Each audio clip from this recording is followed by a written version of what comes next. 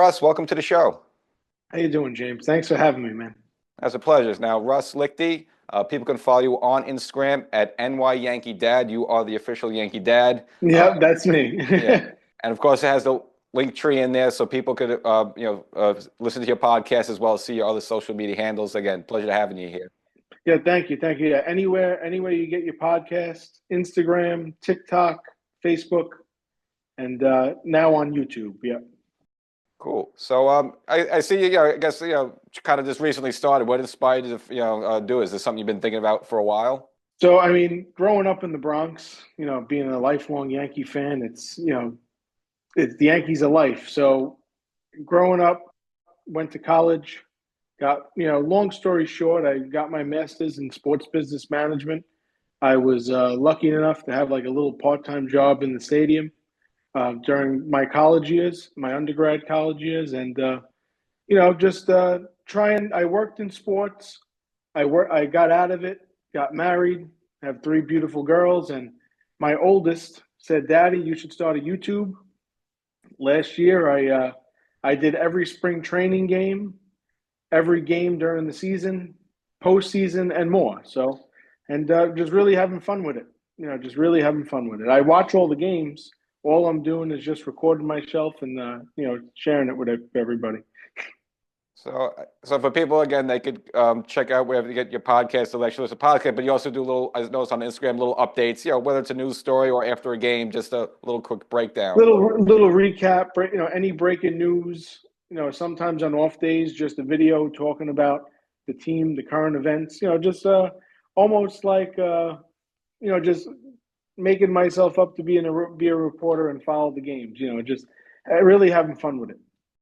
And was anybody, whether it's in broadcast or journalism, that kind of inspired you that they used to listen to or just read? I mean, naturally, just growing up, being lucky enough to listen to John Sterling and Michael Kay all the time. I mean, and just Michael Kay. Michael Kay is from same neighborhood as me, so it always seeing like oh, it's possible. And we all love the Yankees. I mean, it's just it's part of your livelihood. And Michael Kay is also a Fordham guy too. That's why I'm rocking the Fordham shirt. Yeah. I wasn't lucky enough to be a Fordham guy, but yeah, I went to Mount St. Vincent in Riverdale. All right, cool. Yeah, and Michael Kay always references the White Castles across from Fordham Road there. So yeah. So obviously, and I also noticed you did a guest spot on the BD4 podcast with Rob. How'd you two guys sync up? We met over Instagram, just being in I call it the Yankees social media world. Just somehow ran into each other. And last year, right before the playoffs, he invited me onto his podcast, and he did it again. We just linked up again. He has a real nice show over there, RJ. Definitely knows what he's doing. Yeah, I got to sync up with him too, like to either have him on, or have me on too. But yeah, no, it's a lot of fun. Everyone in this Yankee community is been really, really cool. I actually there was like an event over the weekend at the American Dream Mall. Got to meet a few people, a few other content creators as well as legends. It was a lot of fun. Yeah, I think I saw some other content creators also posting some pictures from that too. Yeah, it was cool. Cool with that. Now, I noticed that one of your more recent episodes, obviously, you weren't too happy with some of Hal Steinbrenner's comments, mainly with the Dodgers and kind of being a little bit of a crybaby with the payroll. And it's like, you're the New York Yankees. I mean, what were your thoughts on that? Yeah, I mean, when do you really hear the Yankees, one worrying about like a vesting option in Stroman's contract and kind of putting himself on the level I took it as like the Pittsburgh Pirates or a team like Cleveland, Pittsburgh, where these teams are on budgets. Like it's the Yankees. I mean, they're one of the number one revenue teams in sports, let alone baseball. It's just that to hear Hal say that, it was just the one thing I really didn't agree with. Because the Yankees shouldn't be on the level of other teams. I mean, we didn't grow up that way.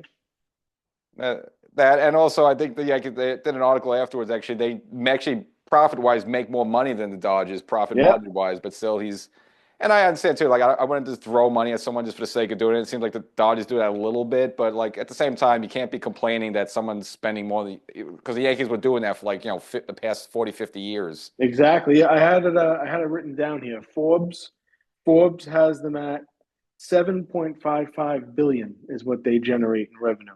That's number one, estimated number one in baseball and fourth highest in all the sports worldwide. There you go. But I think one of his other comments he made that I would agree with, though, is I think at least the start of the season, I think they're actually a better team to start 2025 minus Soto than they were at the start of 2024. I mean, Oh yeah, definitely. I think so too. I think so too. They got, as they're saying, more athletic, better defensively, and with guys like Bellinger, you know, Bellinger, you got Jazz moving over to second now, Paul Goldschmidt, Gold Glover, Judge going back to right field. I mean, the Dominguez, Bellinger, it's questionable, but I mean, Belly is also a Gold Glover too. It's going to be, we'll see a lot of those mishaps that cost us games last year. Hopefully won't happen this year. Yeah, same thing. The only reservation I have that, but I would actually almost rather have Dominguez in center field just because he's a natural center fielder. I just not mess with him. Bellinger, the veteran, I think it's easier for him to move to left field just because he can handle it more. So, and we saw a little cup of coffee with Jason Dominguez in left field. And there was one really ball he butchered. I don't know. I think that could be a recipe for disaster a little bit. I mean, I agree with you there. I really do. I mean, I know he did play a little left field also in the minors, but we saw what it was.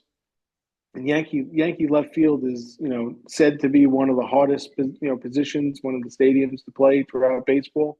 A young kid like him, I would throw him in his natural position in center field. But if, in a way, I can kind of see where they're looking at it, if they wouldn't put him in that situation if he couldn't do it. But just like you, I'd like to see him in center field also. And, leave him there. Bellinger has the glove that he would be able to move around, not Dominguez. I really hope that they don't try to do that either. Like some days in center, some days in left. Yeah, I agree. I'd rather just pick one, stick with it, and see if it works Exactly. or not. But I still want him to be turn into a Miguel Andujar in left field, if they have it. No. No, it wasn't good. Because then it gets in their head and then affects them at the plate. Even though I think Jason Dominguez is mentally stronger than that, but I just don't want him to take the struggles in the outfield and now start bringing it to the plate and then just have a total. Because we were supposed to have him last year. We didn't have him last year at all. This year, I want to finally see him full time, 24/7. Exactly. I mean, even I believe it was Michael Kay said on one of the Hot Stove episodes, he was saying how he has, could be the American League Rookie of the Year if they let him be, Just they got to give him the reps. Yeah, and understand. I mean, I guess the postseason with his defense. I don't know why they gave we didn't see him at all in the postseason, which I was a little surprised. I understand Verdugo has the better defense, but you have this great weapon. They didn't utilize it once during last year's postseason run. It was very interesting. It was very interesting, and now all of a sudden he's just thrown into the starter role, and it's not his natural position. So I mean, I think I can think from both ends of it. They wouldn't put him in, like I was saying, in the position where it wouldn't be good for him to succeed, but you would think center field would be the best for him to succeed. Yeah, so we'll see how it goes. But again, they could start it off and have to make a switch, then make a switch. Now, we just kind of mentioned some of the moves. I mean, if you were to give the Yankees a grade for this offseason between A, the best, or F, the worst, and, considering losing Soto but then making all these other moves, how would you grade this offseason? I honestly would give them an A minus. A minus. Max Fried, Devin Williams, even Paul Goldschmidt. I know he's getting older, 37 years old, but bringing in a arguably Hall of Fame caliber first baseman, Gold Glove winner, Silver Slugger winner, perennial All Star. I mean, to bring that in the locker room, and everyone loved Rizzo, but the past few years, the production from first base, there really hasn't been any. I think it's the Yankees' first base position hasn't generated a home run since it was June or July of last season. Crazy. No, I'm totally. I think Paul Goldschmidt at 50 years old could probably have more production than we've gotten over the past 2 years from Rizzo and DJ. So I mean, don't even start with DJ, but I hope they're just saying it just to say it, But the guys they brought in, Fernando Cruz, and I know it's been the market has been kind of stagnant lately, They say that there's more coming, but we're getting close to spring training here. Pitches and catches is less than 2 weeks away. So Yeah, and I'm really the same boat with you. I would say I would give the Yankees a B plus an A situation. Like I think Soto, look, I think offering $47 million is not an insult. So if you got a few more bucks from the Mets, there's nothing you can do about that. And then you go to Plan B. I think again overall using that money, those assets in other areas, overall we have a better team than if we just kept Soto. Maybe they would have gotten Goldschmidt anyway. Who knows? But I think overall 2025 going into the season, the Yankees are much better than they were, entering last season. hmm and that's even with losing Glaber. Which best of luck to Glaber in Detroit, but it could be an upgrade with Jazz Chisholm moving over to second too. No, and not only that, I mean, we start the season with Jazz because we didn't get him till mid, last year, and also now we hit the ground running with Austin Wells behind the dish. I mean, it took him a while to finally get the starter's job, but now he's going to start right away. And I think this is for his numbers and everything else. Like again, that just makes us better than last year when Trevino was the starting catcher. Yeah, and Wells is even better defensively than we've all heard about for a while. His defensive prowess really developed throughout the season last year, and that's a bonus. I mean, I'd like to see him in that 25-30 home run range. Full season of him behind the dish. Get the power numbers up a little bit. I mean, we saw him back cleanup. Will he be the cleanup hitter? I'm very interested to see what the lineup's like this year with the new guys coming in. Yeah, I mean, I'm assuming just with Bellinger and some of the other people, he'll probably be further down the lineup, which I think is good for him. He'll get easy pitches to hit, and yeah, I could definitely see him in the 20 to 25 home run range. You get batting maybe in the seventh order there. Would be a nice spot. Would be a nice spot for him. Yeah, and the only hole we have is probably third base, which right now it looks like it's been a competition, which kind of means you don't have a third baseman yet. I don't know if any of those one player is going to win the job. And Peraza's, they've been giving him a million chances, and some of it they don't give enough playing time. But it just seems like that's going to be a whole probably the whole season unless they make maybe an acquisition at the trade deadline. Yeah, I mean they said there was a report that said that I believe it was Aaron Boone was saying if DJ's healthy, he's going to get a chance to play. But we know what we've seen from LeMahieu the last few seasons. Oswaldo Cabrera, has a shot now. If you heard me on my page, I kind of am advocating for Oswaldo. I kind of think, out of the three, if it was going to be one of them, I would like it to be Oswaldo just because he's kind of earned the shot. But even with Peraza, the interesting thing with him is he has no more minor league options left. So, what's kind of the deal with him? I mean, we heard him of being a prospect, but he's like that quadruple A type player. He kills it down in triple A. He comes up to the big leagues, and it's just he doesn't cut it. But does he really get enough chances? What are their plans with him? I guess we'll find out. Yeah, like even like a bench for someone like Miguel Andujar, he did a lot more here, but there was space for him. Peraza, he didn't. I mean, I think he must have like 2 home runs maybe. I know he had one in Fenway, maybe another one's in Detroit, but yeah, like he only has like 2 or 3 career home runs all the times he's come up here. And he doesn't even get that many games or that consistent amount of at bats. It's really hard, hard to evaluate. I mean, I look at it as it's hard to evaluate that with guys who aren't getting consistent.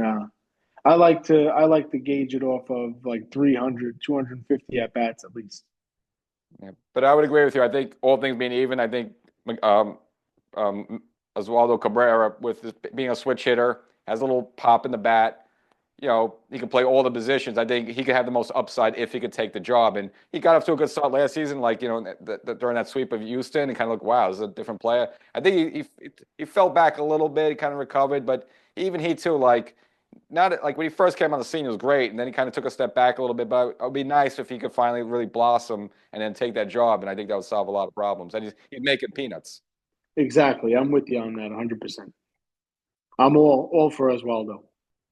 And another comment with Hal Steinbrenner was interesting. He basically said that he didn't obviously make a promise, but he wants to have conversations with Boone about being here for the future. So it looks like I read that as they want to re-sign him unless something crazy happens. I mean, are you a Boone guy? Do you like that move, or you figure, hey, look, you've been here 8 seasons, I mean, you would like to have seen. I don't say world championships because to win it is one thing, but to have the World Series appearance being coming last year. I mean, I would have liked to have seen a little bit more out of Boone. I mean, I'm a Boone guy. I am a Boone guy, as we all do. We all question some of his calls, but it seems that he does get the best out of this group of players. So, and the players seem to really respond to him as being the manager. So I could see Hal coming, where Hal's coming from. Um, you can make the argument either way, but to bring him back for 4 more years. The Yankees, if you look back at Girardi was here for 10 seasons. Joe Torre was a little longer, but it's known that they like to judge their managerial performances on that 10-year range. But to bring, I mean, you can say let's see how this season comes out. What comes out of this season, but to bring Booney back, I don't have a problem with it. Same way. Yeah, again, I think all the antics of getting thrown out by the umpires a little too much sometimes, but Sometimes, yes. I think the players do play for him, and I think most importantly, the captain, Judge, likes him. I mean, that's kind of, you feel like when Joe Girardi, even though Girardi was successful his final year, half the players didn't seem like they liked him. Just maybe it was too tough and too on him. I think they just like Boone's style of maybe doesn't call players out, on the field, but maybe does behind closed doors. But it just seems like players like to play for him more. So yeah, I could definitely see a situation for 3 or 4 years, and I'd be okay with that. And then at that point, 10 years, hey, unless you got us 2 championships or something, maybe that's the time where we want to look. We want a different voice in this clubhouse. Yeah, and you were mentioning with Judge, we even heard the comments that Judge was a big component of getting Bellinger traded here. So it seems if Judge does like Aaron Boone, that he's not going nowhere. I'm saying you also had the Judge Goldschmidt connection too. I think they used to work out last year, like last summer. Yeah, I did see that they had like a batting practice meetup. It was in Florida a few years ago. I read something about that. And as for, I guess, one kind of other floating piece that's kind of a bit of a negative, but whatever, but is Marcus Stroman. Now, it looks like the Yankees want to deal him out, but it's like, I don't know, it's like sometimes you can't have enough starters because you know what's going to happen in spring training. Someone's going to get hurt, someone's going to pull something. So I don't know why, like, kind of treating this guy negative. I understand you're trying to move him, but at the same time, like, you don't want to make him seem like he's some sort of, like, a wound or a scab, It's like, I think he's getting a little bit mistreated. Yeah, and even there was the whole big thing where he unfollowed the Yankees on his Instagram and swept it clean. I mean, like you said, you need more than 5 starters going into the season.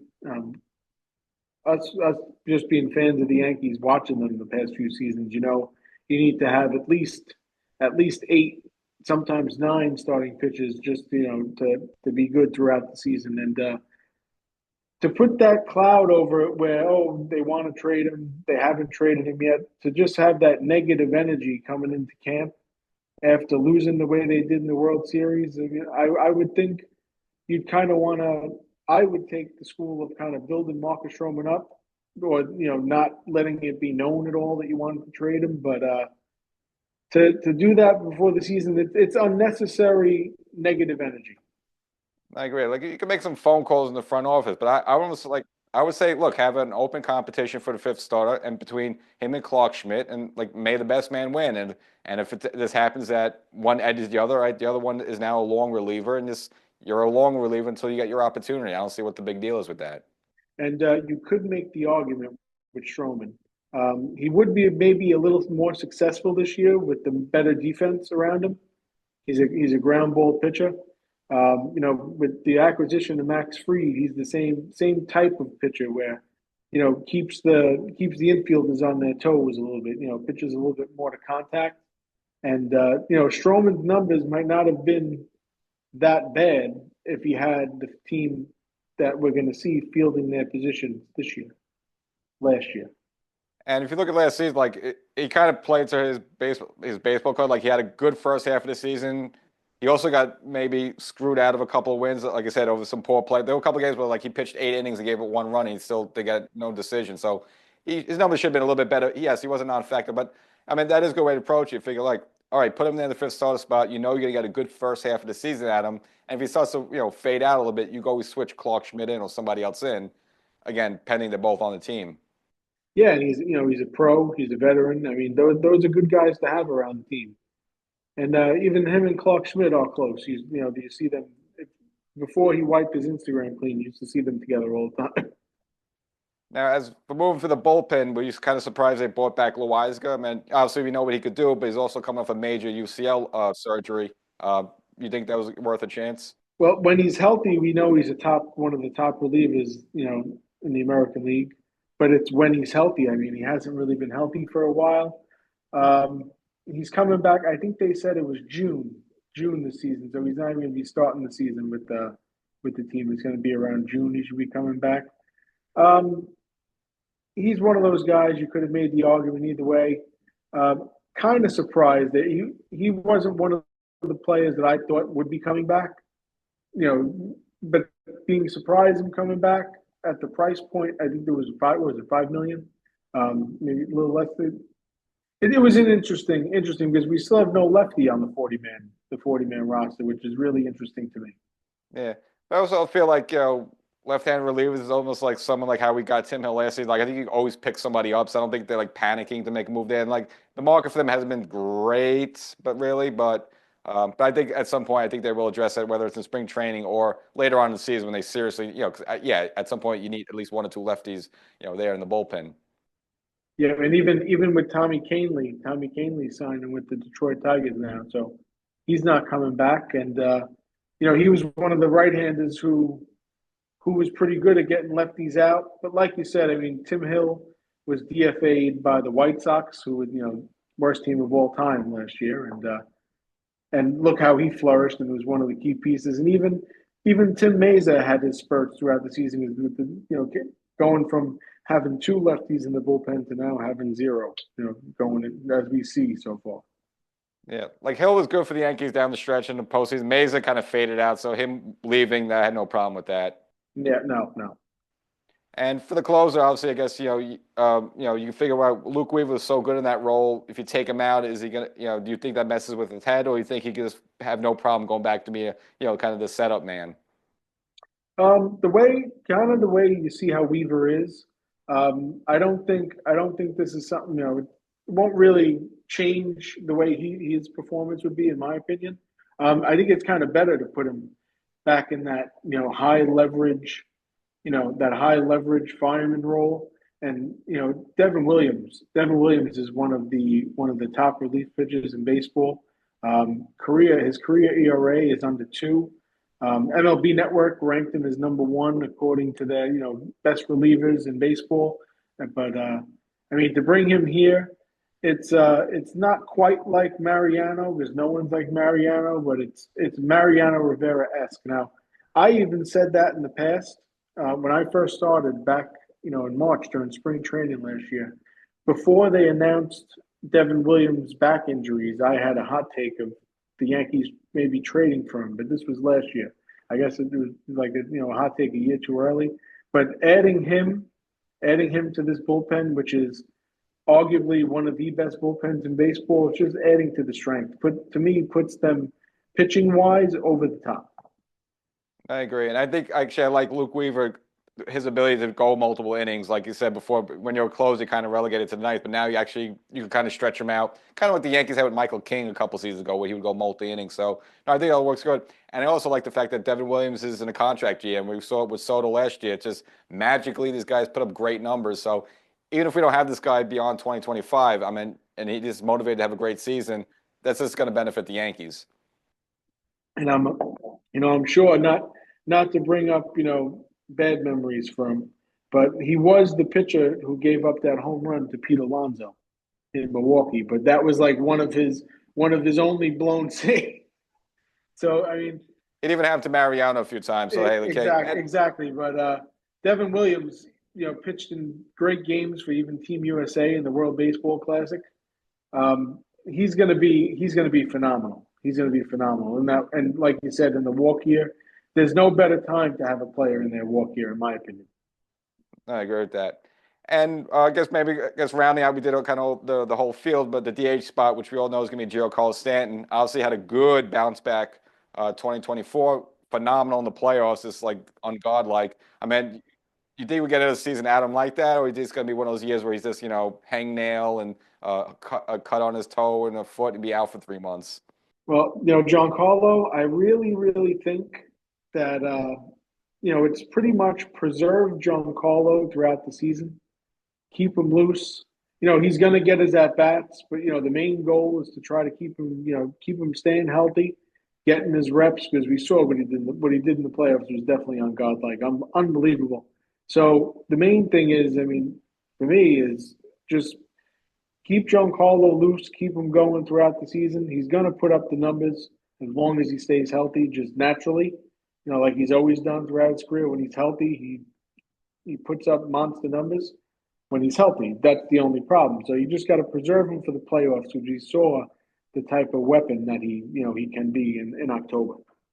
Yeah, and I think now that this lineup is much deeper, and that it was a season ago, I think almost he could hide a little bit. It's like you don't expect him, and again, not as much pressure. And even if he's batting like fifth or sixth or something like that, which we'll see how it all shakes out like that. But he could be someone to see quietly just has another good season just because you're not focused on him, and you got all these other new names you're kind of looking at if you're an opposing pitcher.